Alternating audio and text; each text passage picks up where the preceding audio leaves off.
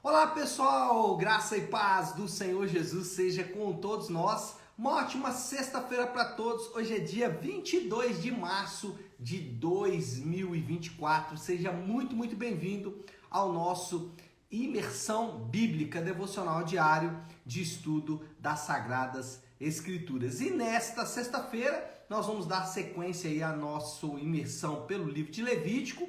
Hoje vamos falar de Levítico capítulo 26. Com o tema O Pacto de Deus. Eu quero já ler aqui o texto. Na verdade, eu separei aqui o versículo 46, mas a gente poderia ler inclusive, né? Não coloquei ali, mas eu quero ler o 45 também, que diz assim: Levítico 26, 45.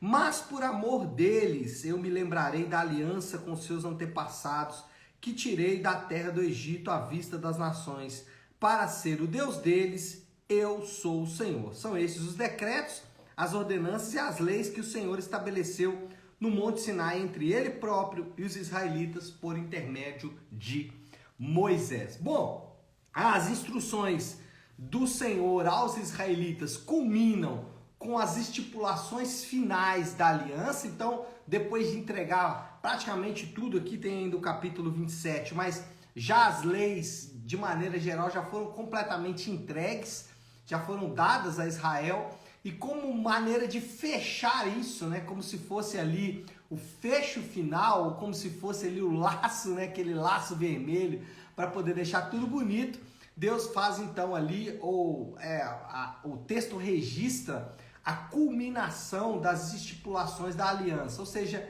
as estipulações finais ali da aliança. O texto pode ser dividido em duas partes.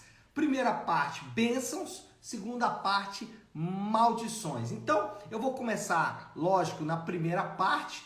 E a primeira parte, ela inicia, antes até mesmo de falar das bênçãos, o texto faz uma espécie de rememoração de 3 mandamentos, todos eles relacionados à adoração. Então o texto começa dizendo: não façam ídolos, nem imagens, nem colunas sagradas para vocês, não coloquem nenhuma pedra esculpida em sua terra para curvar-se diante dela, eu sou o Senhor Deus de vocês. Então aqui ele está relembrando os 2 primeiros mandamentos: adorar somente o Senhor, só a Deus, e não fazer imagens, né?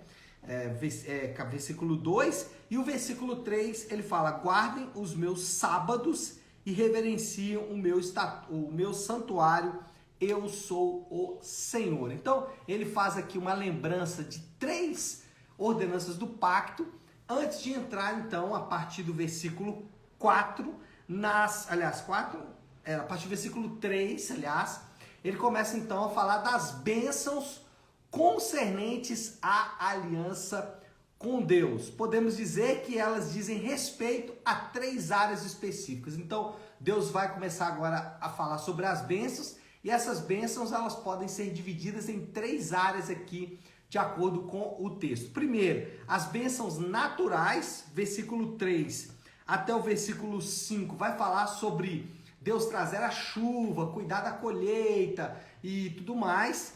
Depois ele vai falar do versículo 6 até o versículo 8 sobre a proteção contra os inimigos. E aqui tem um versículo 8, um texto bem interessante que fala: 5 de vocês perseguirão a 100, 100 de vocês perseguirão a 10.000 e os seus inimigos cairão à espada diante de vocês. Então, o primeiro grupo de bênçãos ali tem a ver com as questões naturais. O segundo grupo de bênçãos tem a ver com vitórias militares. E aí, por fim, ele vai falar sobre provisões gerais, versículo 9 e 10.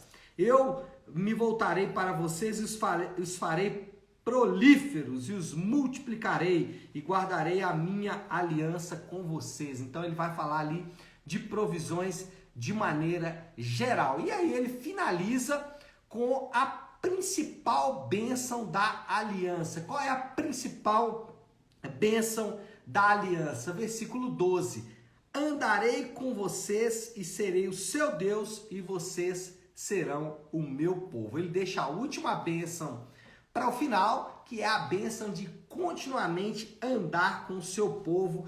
versículo 11, né? Eu li o 12, olha o versículo 11. Estabelecerei a minha aliança entre vocês e não os rejeitarei. Muito linda essa passagem e é exatamente aí o cumprimento da palavra de Deus. E por fim, ele vai falar sobre a fórmula da aliança e sempre, né? A fórmula da aliança finaliza a parte da obediência, a fórmula da aliança sempre aparece, a gente viu isso aqui em Levítico, né? E qual é a fórmula da aliança? Eu sou o Senhor, o Deus de vocês. Ou seja, ele reafirma aqui no versículo 13 a chamada fórmula da aliança, ele reafirma aqui que está em aliança com o seu povo.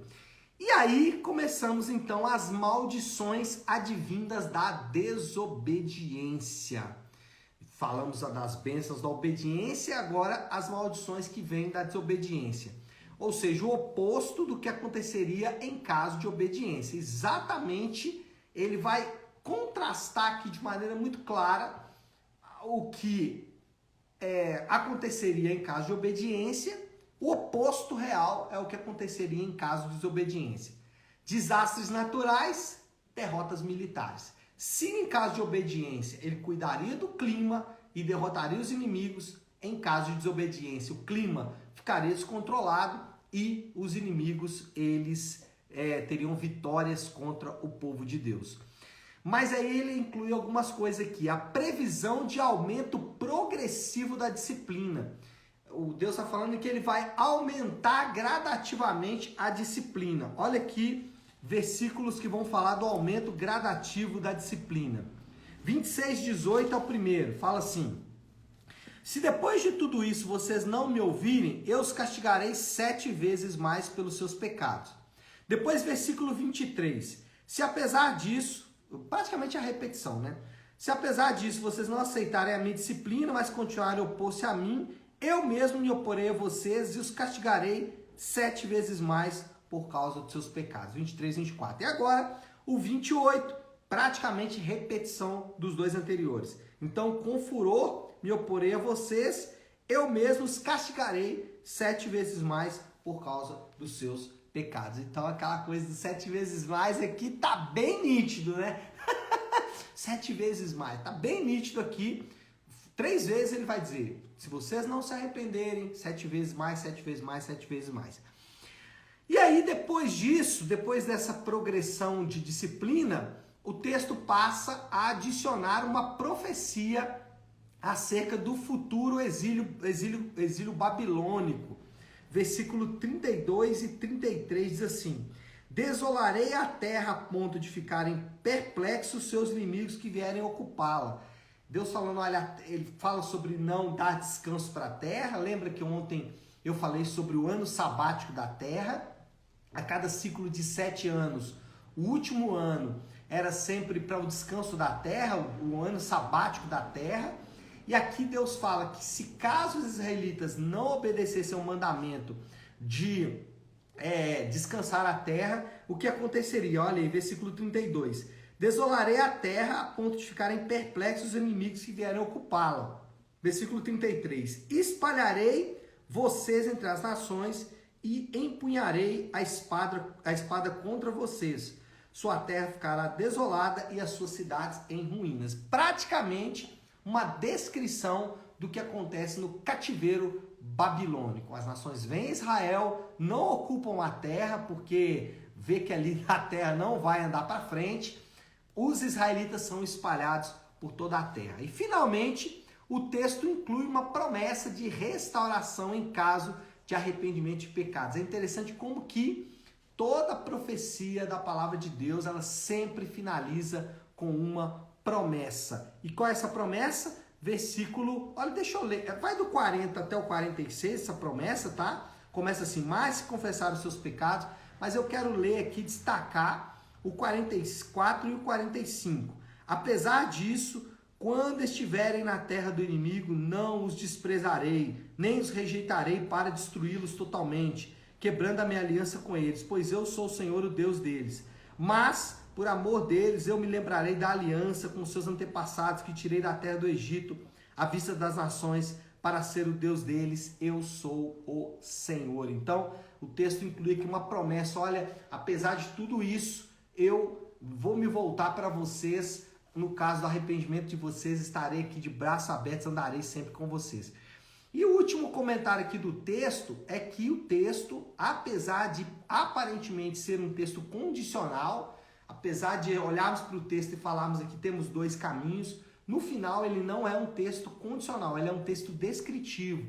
Deus está, na verdade, mostrando o que vai acontecer com eles, porque eles vão desobedecer a Deus.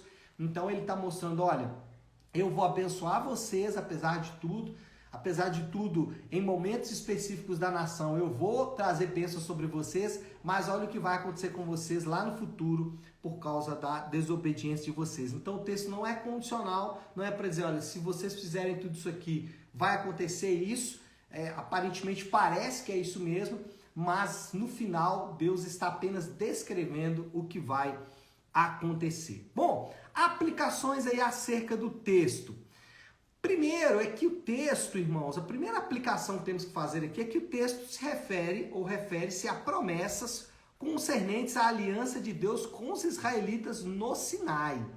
Então, o que nós temos aqui é promessas de Deus em caso de obediência e também em caso de desobediência, mas essas promessas elas estão restritas aos israelitas lá no Monte Sinai. Nós temos que ser muito cuidadosos para aplicar essa passagem e principalmente para aplicar essa passagem diante da realidade do novo pacto. Aqui é o mesmo princípio que eu usei em Levítico todo.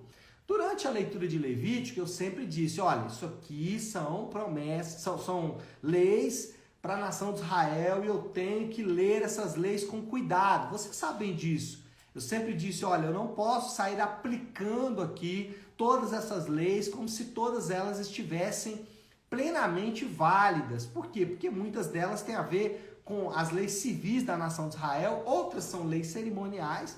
Então, o que eu tenho que fazer? Eu tenho que ler com cuidado. Acerca das bênçãos aqui, acerca das maldições, eu não posso deixar de usar o mesmo filtro. Porque se eu interpreto esse texto aqui e faço uma aplicação literal dele para mim hoje, eu estou sendo desonesto comigo mesmo, porque eu deixei de fazer isso em outros momentos e é o certo a se fazer. Eu não posso sair aplicando de qualquer maneira um texto, e principalmente um texto do Antigo Testamento, à nossa nova realidade. Eu não posso descartar, como muitos fazem, completamente, eu não vou fazer isso também. Então o que eu vou fazer? Eu vou ser cuidadoso. E qual é o cuidado que a gente tem que pegar? Ou qual é o cuidado que a gente tem que tomar, aliás? A gente tem que pegar os princípios gerais acerca do texto. E quais os princípios gerais acerca do texto que nós podemos ressaltar na passagem? Penso que alguns princípios. Primeiro, a natureza humana não consegue obedecer a Deus. Primeiro princípio geral. Olha isso aqui, gente. Deus chama Israel e fala, se vocês obedecerem, vai acontecer isso. Se vocês desobedecerem, vai acontecer aquilo outro. O que eles fazem? Desobedecem. Eles desobedecem. É muito interessante. Alguns irmãos não conseguem entender isso, né? E elevam à condição máxima o livre-arbítrio, que muitos vão chamar também de livre-agência e tudo mais. Mas o que nós aprendemos na Bíblia é que depois da queda, o homem é tendencioso para o pecado. O homem é tendencioso para o mal. Aqui nós estamos diante de um texto que diz, olha, se você fizer isso vai dar certo, se você fizer isso vai dar errado. Qual é a escolha dos homens? A escolha do erro. Então, primeira coisa aqui, primeiro princípio geral, não conseguimos obedecer a Deus, a parte de Deus. Depois do Éden, no Éden poderíamos escolher bem e mal. Depois do Éden, nós só escolhemos o mal. E esse é um texto clássico para mostrar isso. Deus coloca diante deles ali vida e morte. Eles escolhem o quê? Morte. Porque a natureza humana sempre vai desobedecer a Deus. E os crentes? Como que acontece com os crentes? Os crentes estão em uma relação de aliança com Deus que os capacita a obedecer às suas leis. Aí é que vem a grande diferença. Aqueles que estão em aliança com Deus, aqueles que estão no pacto com Deus, ou novo pacto com Deus, eles agora podem não desobedecer. Então veja bem, lá no Éden, qual era o cenário? Pode obedecer, pode obedecer, pode desobedecer. 2 caminhos lá no Éden. Depois da queda, um caminho só desobediência. Em Jesus, abre-se uma nova opção. Qual é a opção? Podemos não desobedecer. Podemos agora obedecer ao Senhor. Como? Por meio da capacitação do Espírito Santo. Esse é o segundo princípio que nós podemos retirar desse texto. Terceiro princípio que podemos retirar desse texto. Deus promete estar com os crentes. Lembra que essa é uma promessa de Deus lá para os israelitas. Estar com os crentes, suprir os crentes e prover os crentes. Então, a promessa de Deus para aqueles que estão no pacto com Ele é de estar, ou seja, andar, suprir, morar, suprir e prover os crentes. Então, essa é uma promessa de Deus. Você não precisa ficar ansioso, você não precisa ficar admirado quando isso acontecer, porque isso é parte do pacto de Deus. Deus prometeu que vai fazer isso com os crentes, com aqueles que estão no pacto com Ele. Quarto princípio aqui. A obediência é um ato de adoração a Deus e não a maneira de obter as bênçãos de Deus. Lembra que eu disse aqui que o texto de Levítico ele é um texto descritivo, não condicional. Porque se ele fosse um texto condicional, nós teríamos Deus agindo com o seu povo diferentemente da sua natureza. Deus sempre agiu com o seu povo por meio da graça. Deus sempre agiu com o seu povo derramando misericórdia e compaixão sobre eles, independente de quem eles são e dos seus atos. Então, isso não poderia mudar aqui e não muda também na nova aliança. Só que, por que nós obedecemos? E aí está o detalhe. Se você levar esse texto aqui e você interpretar ele como se fosse condicional, se você obedecer a Deus, vai dar tudo certo na sua vida. E se você desobedecer, vai dar tudo errado. Isso é próprio do paganismo. Na fé cristã, a obediência é um ato de adoração e não um ato de obter bênçãos. Lembra que eu falei antes aqui que Deus já prometeu na aliança estar com os crentes, prover os crentes e suprir os crentes. Ponto. Ele prometeu isso por causa da aliança e não por causa da nossa obediência. E a nossa obediência, ela não deve existir? Com certeza, ela deve existir como um ato de adoração. Lembro de uma história que o pastor me contou uma vez, que ele estava aconselhando o irmão, e aí o irmão começou a falar sobre entregar o dízimo como sinal da bênção de Deus e tal, como espécie de troca ali. E aí o pastor falou, olha, o dízimo não é uma troca.